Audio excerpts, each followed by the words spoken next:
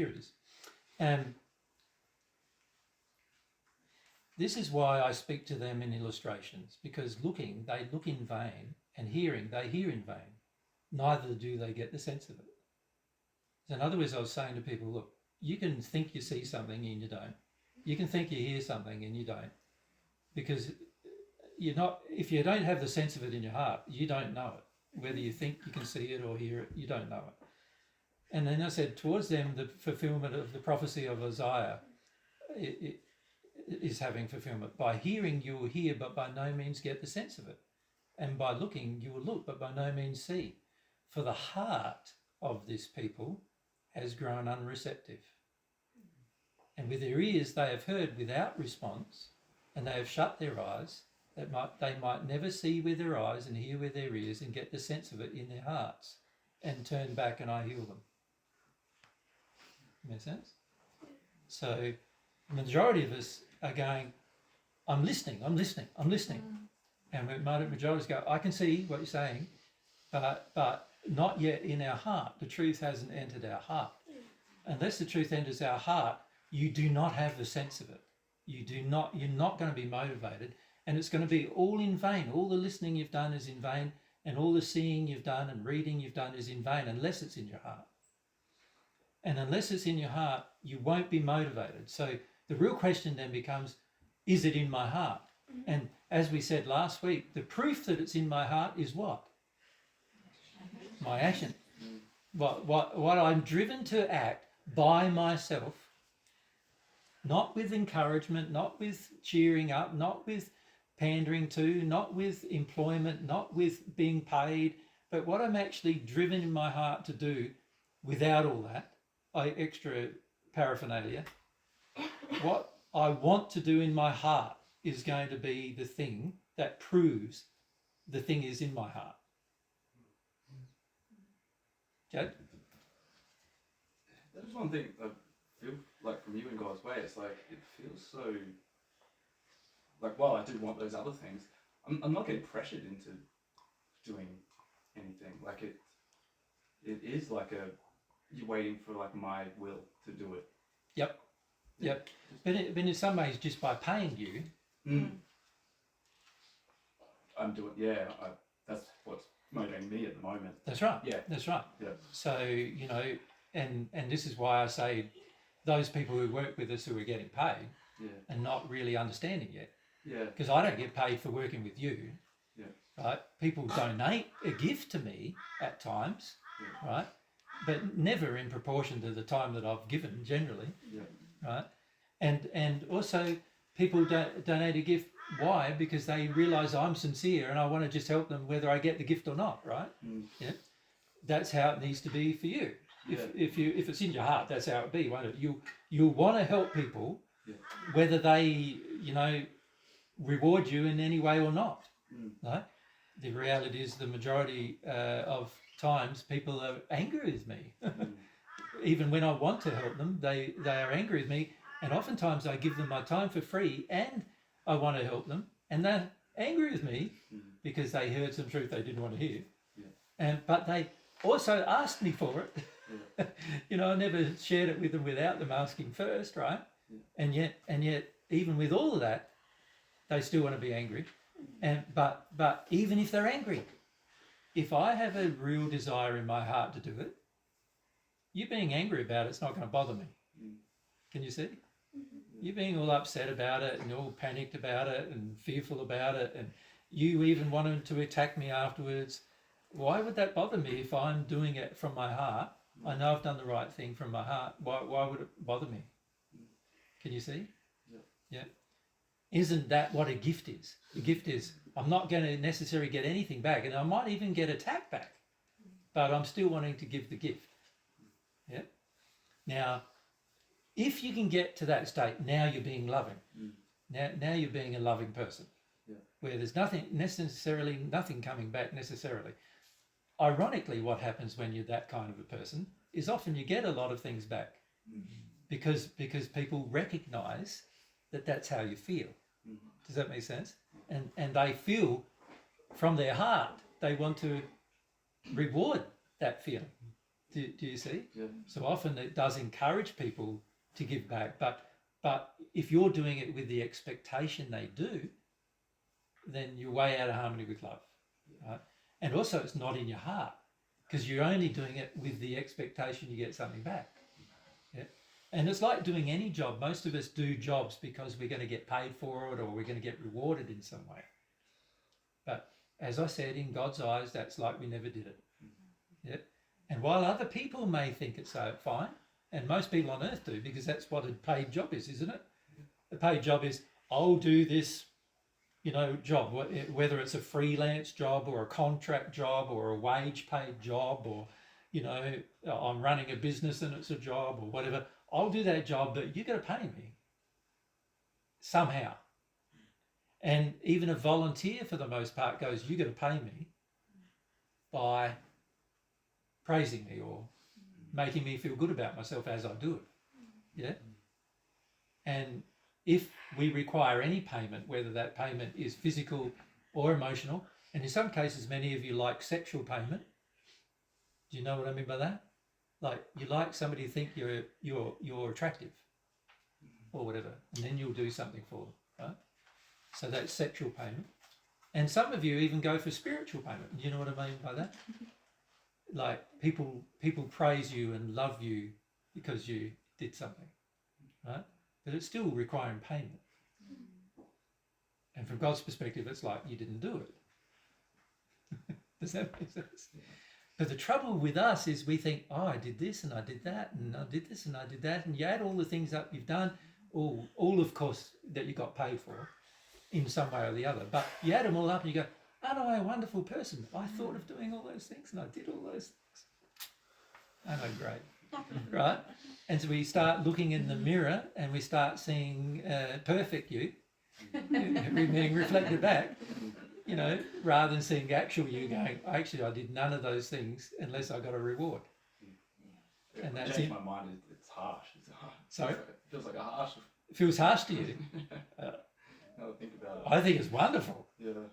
And it's interesting you view it as harsh. And you're honest. And that's really good, because the average person thinks it's harsh. And that is true. But it's not harsh when you think about it, is it? When you think about it truly, you can see, logically, you can see how can you be complimented for something or rewarded for something you've done when you already had a personal selfish motive for doing it. Can you see? It would be different if you didn't have the personal selfish motive, wouldn't it? Then any compliment given would be a true reflection of your true state. And that's what God gives. That's the compliments God gives. Yeah. A reflection of your true state. Yeah. Paul? My question is something like, my will is my feelings. Just the truth. I wouldn't say your will is your feelings. Your will is motivated by your feelings. Okay, so this is sort of what I'm thinking. How to change from being to become a loving person. Yep. So to have the faith that by feeling things, my heart can change. Because... Well, that's not the faith you need, is it? The faith you need is that by accepting God's truth in my heart, I will change. And to accept God's truth in my heart, I need to let go of feelings that I have that are opposite of the truth. So then I need to feel. So feelings is like it's a requirement of you progressing, but it's not it's not the end. It's the means to the end. The end is really you becoming a loving person who has God's truth in your heart. That's where we need to have the goal. And our feelings are only the mechanism by which that is achieved. So my question's about having faith in that. Yes. That I can be different. I can be different towards women. I Yep. can be different towards my myself, God, Yep. the world. Yeah. I can be different Yeah. by this process. That's right. So you need to have faith in the process. You could say you have to have faith in God's way. Yes. Is another way of saying it, isn't it? Yes. God's way is to receive God's truth into your heart emotionally. You have to let go of untruths emotionally. Yes. And so that means that I have to trust that there's an emotional process, Yeah. and that I have to at some point have faith that this is God's way of progressing. Make sense? Yep. Now, if you don't have faith in that, you're not going to progress God's way ever. Yeah. Yep. You're going to progress maybe in other ways, and certainly in your intellectual development, and maybe even in your moral development. So you can sort of progress to a degree in your moral development by just rigidly controlling yourself. So, let's say your interactions with women, right? You could go, right, I know that every time I project these things at women, they all get angry at me.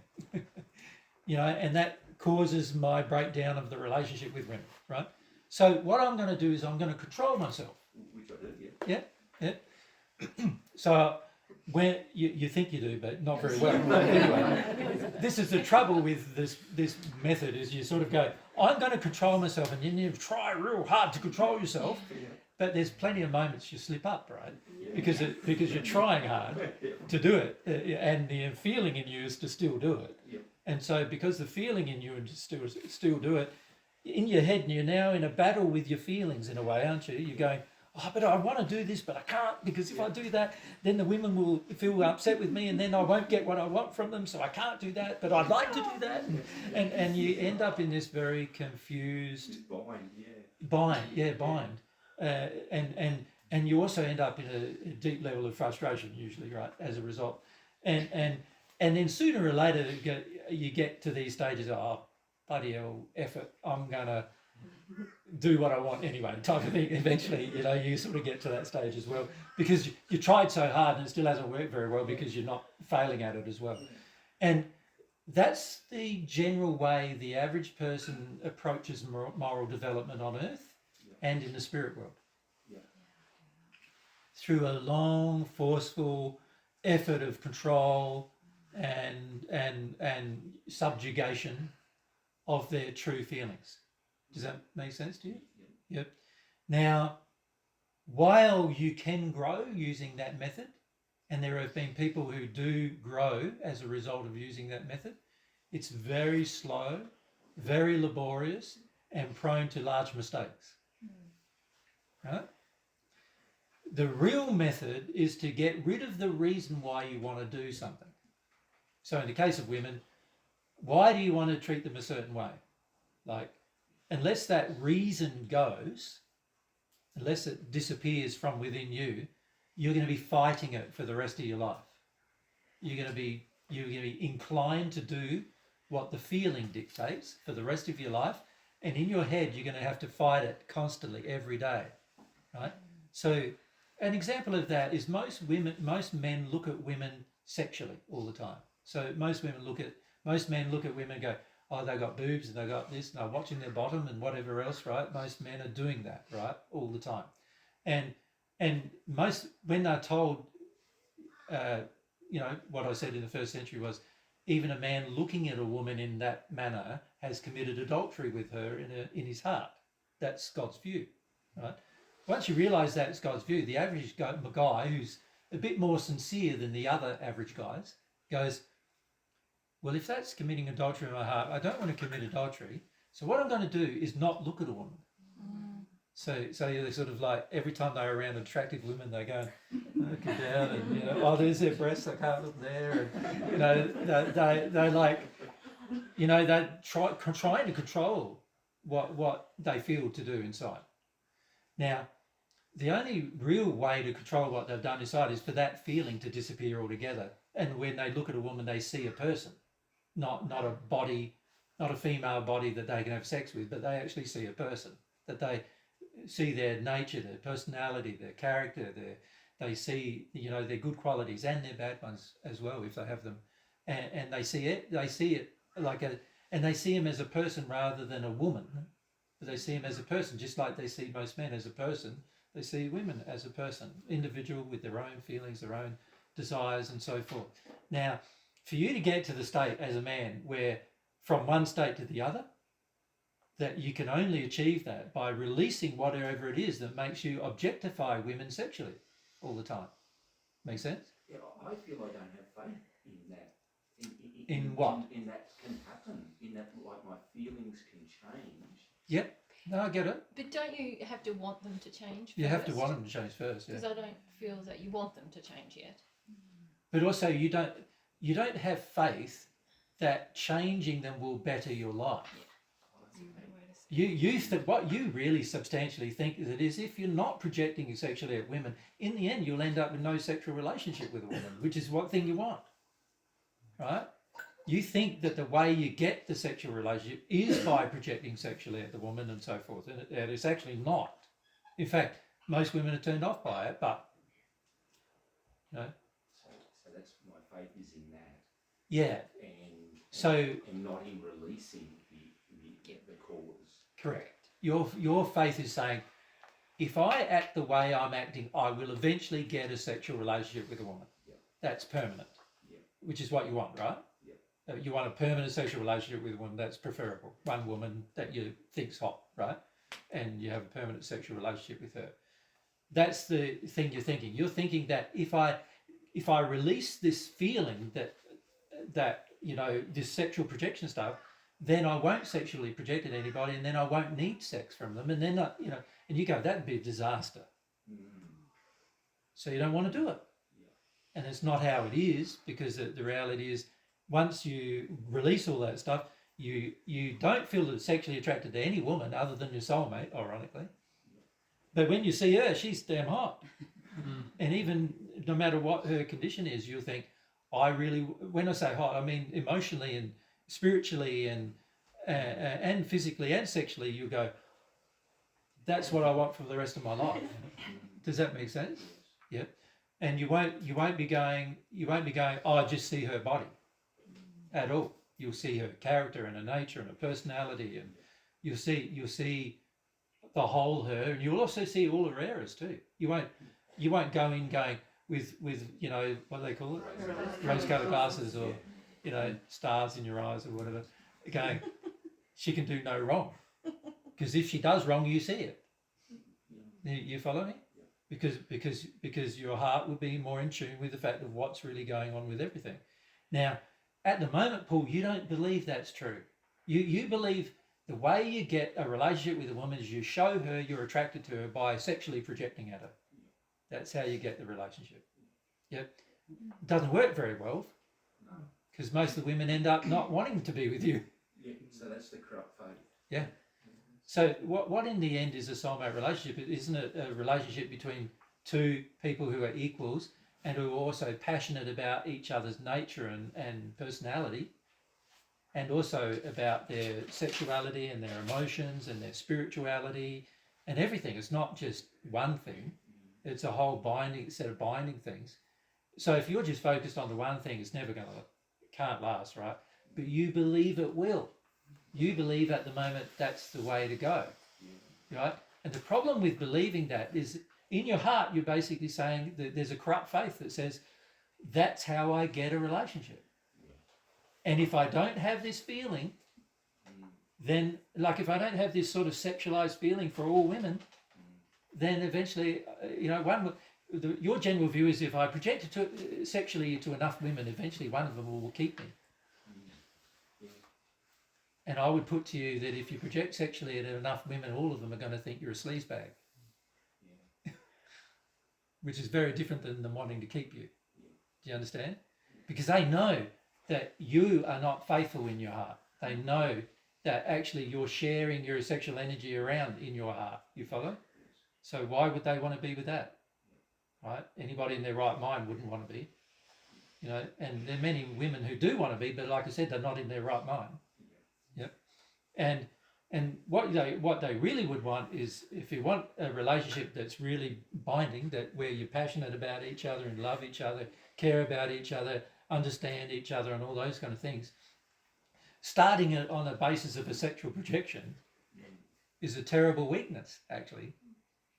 because you know, if you're injured sexually, you can project to lots of different people, and it means next to nothing really. Yeah. So the trouble is, while you in your heart have the corrupt faith about it, are you going to be motivated to embrace the true faith about it? Can you see the corrupt faith has to leave you? And the only way for it to leave you is for you to recognize that it doesn't work. Right? Well, God's given Paul lots of information. How old is Paul now? 58. 58, right? So you've now had 58 years of information with your dealings with women, all of which have been mostly unsuccessful, shall we say, that have all proven to you that the way you've been doing it doesn't work. I think God's informed you pretty well, you follow, that it doesn't work. But Paul's going, no, stuff it. I reckon the next one will work. My feeling is to white knuckle it, you know? Yeah, that's right, yeah. Just knuckle down. Yeah, knuckle down, do it a bit more. And pretend. Yeah, And yeah. don't look at women and all this Yeah, sort of yeah, stuff you were yeah. talking about earlier. Yeah, that's right. Like, that's the way. Yep. But it's not going to work, Paul. No. Not going to work. 58 years, you had 58 years of evidence. Yeah. It hasn't worked. So you're going to have to start. This is when it's when the evidence against your corrupt faith piles up so high, like a pile of crap in the middle of the room, until you go, Dee, this is really smelly. I need to change it. That's what's going to motivate your change, right? But to motivate that change, once you're motivated in that change, the first thing you're going to need to do is let go of the fact that this sexual projection stuff works, right? It's a very temporary and also very sleazy thing to do. And it will get some results if a woman is injured, but that result won't last for long. Yeah, because as time goes on, she'll realise you're only interested in for her body and you're not really interested in anything else. And after a while, she'll start feeling like, well, why would I want to be interested in you if that's the only interest you have in me? You see? Yeah. Make sense? Yeah. Yep. So let's go to Brittany. I do have a question. Can we have a loo break? Yeah. You busting. Okay. Let's go over break. Yep. Excellent question. I have a real one.